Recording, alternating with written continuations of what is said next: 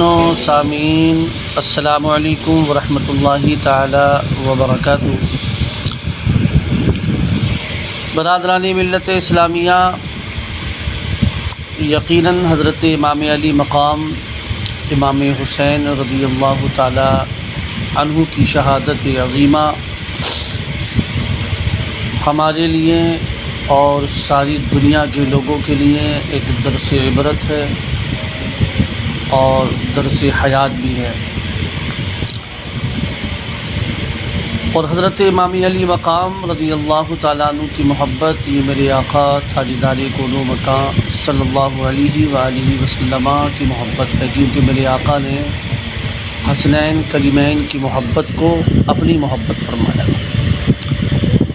اس لیے شاعر اسلام نے اسی طرف اشارہ کیا ہے کہ ملے گی جنت پیے گا کوثر، اسی کو محشر میں چین ہوگا۔ ملے گی جنت پیے گا کوثر، اسی کو محشر میں چین ہوگا۔ نبی محبت کریں گے اس سے کہ جس کے دل میں حسین ہوگا۔ حضرات محترم، یزید پلید کے ناپاک لشکری جب حضرت سیدنا امام حسین رضی اللہ تعالیٰ عنہ کے سر مبارک کو لے کر چلے اور پہلی منزل میں ٹھہر کر نبیذ یعنی کھجور کا شیرہ پینے لگے، اور ایک روایت میں ہے وَهُمْ يَشْرَبُونَ الْخَمْرَ، یعنی وہ شراب پینے لگے۔ اتنے میں ایک لوہے کا قلم نمودار ہوا، ظاہر ہوا، اور اس نے خون سے یہ شعر لکھا۔ خون سے لکھا ہوا شعر کیا تھا، میں وہ بتلانے جا رہا ہوں۔ خون سے یہ شعر لکھا: اترجو امت قتلت حسینا شفاعت جدہ یوم الحساب، یعنی کیا حسین رضی اللہ تعالی عنہ کے قاتل یہ بھی امید رکھتے ہیں کہ روز قیامت ان کے نانا جان صلی اللہ علیہ وآلہ وسلم کی شفاعت پائیں گے؟ دوسری روایت میں ہے کہ حضور سرور عالم صلی اللہ علیہ وآلہ وسلم کی بعثت شریفہ یعنی اعلان نبوت سے 300 برس پہلے یہ شعر ایک پتھر پر لکھا ہوا ملا۔ سر انور کی کرامت سے راہب کا اسلام کا قبول کرنا یہ کس انداز میں ہوا، آپ ملاحظہ فرمائیں۔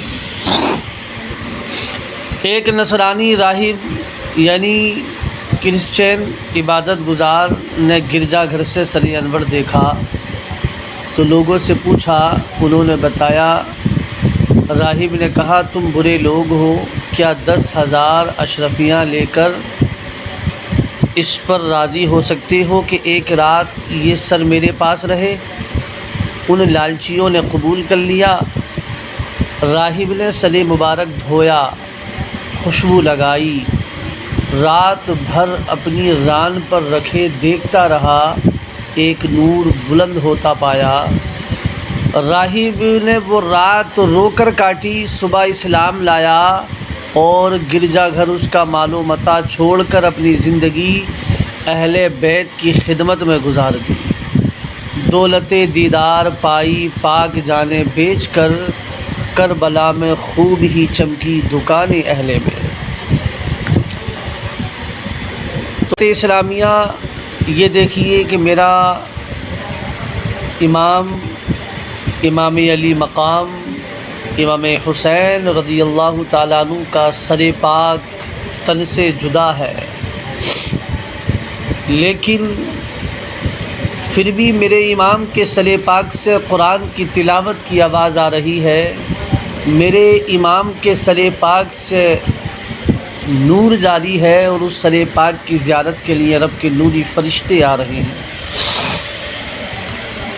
حضرات محترم، اب ان لوگوں نے جو درہم و دینار کے لالچ میں امام علی مقام امام حسین کو شہید کیا، ان کا انجام یزیدیوں نے لشکر امام علی مقام اور ان کے خیموں سے جو درہم و دینار لوٹے تھے اور جو راہب سے لیے تھے، ان کو تقسیم کرنے کے لیے جب تھیلیوں کے منہ کھولے تو کیا دیکھا کہ وہ سب درہم و دینار ٹھیکریاں بنے ہوئے تھے، اور ان کے ایک طرف یہ آیت مبارکہ لکھی تھی وَلَا تَحْسَبَنَّ اللَّهَ غَافِلًا عَمَّا يَعْمَلُ الظَّالِمُونَ، اور ہرگز اللہ پاک کو بے خبر نہ جاننا ظالموں کے کام سے۔ اور دوسری طرف پارہ 19 سورۃ الشعراء کی یہ آیت لکھی ہوئی تھی کہ وَسَيَعْلَمُ الَّذِينَ ظَلَمُوا أَيَّ مُنقَلَبٍ يَنقَلِبُونَ، اور اب جانا چاہتے ہیں ظالم کہ کس کروٹ پر پلٹا کھائیں گے۔ تحریر تھی تم نے اجاڑا حضرت زہرا کا بوستاں، تم خود اجڑ گئے تمہیں یہ بد دعا ملی، رسوائے خلق ہو گئے برباد ہو گئے، مردودو تم کو ذلت ہر دوسرا ملی۔ اے عاشقان صحابہ اور اہل بیت، یہ قدرت کی طرف سے ایک درس عبرت تھا کہ بدبختو تم نے اس فانی دنیا کی خاطر دین سے منہ موڑا اور آل رسول پر ظلم و ستم کا پہاڑ توڑا۔ یاد رکھو دین سے تم نے سخت بے پرواہی برتی، اور جس فانی اور بے وفا دنیا کے حصول کے لیے ایسا کیا وہ بھی تمہارے ہاتھ نہیں آئے گی، اور تم خسرت دنیا والآخرہ، یعنی دنیا میں بھی نقصان اور آخرت میں بھی نقصان کا مصداق ہو گئے۔ دنیا پر ستو دین سے منہ موڑ کر دنیا پرستو دین سے منہ موڑ کر تمہیں دنیا ملی، نہ عیش و طرب کی ہوا ملی۔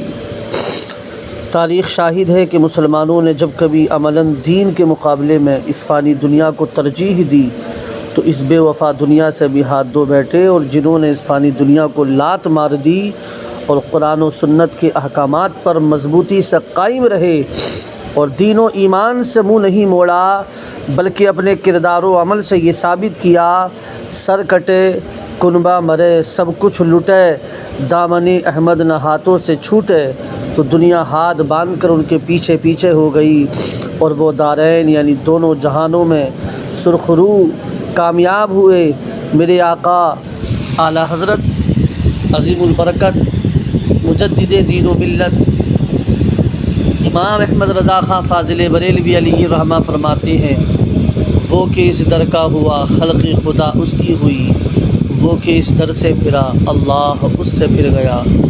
اللہ عز و جل ہم سب کو اہل بیت اطہار سے سچی محبت کرنے کی توفیق عطا فرمائے، اور حضرت امام علی مقام رضی اللہ تعالی عنہ کی سچی محبت ہمارے سینوں میں پیوست فرمائے۔ السلام علیکم ورحمۃ اللہ وبرکاتہ۔ تو مجھے امید ہے انشاءاللہ العزیز میرا یہ پیغام تمام لوگوں کے پاس پہنچے گا، تو تمامی حضرات اس بات پر عمل کریں، اور ساتھ ہی ساتھ میں یہ ریکویسٹ بھی کروں گا آپ سے کہ ہمارا یہ پیغام جو ہے آپ سینڈ کرتے رہیں تاکہ دوسرے لوگوں تک بھی یہ بات پہنچے۔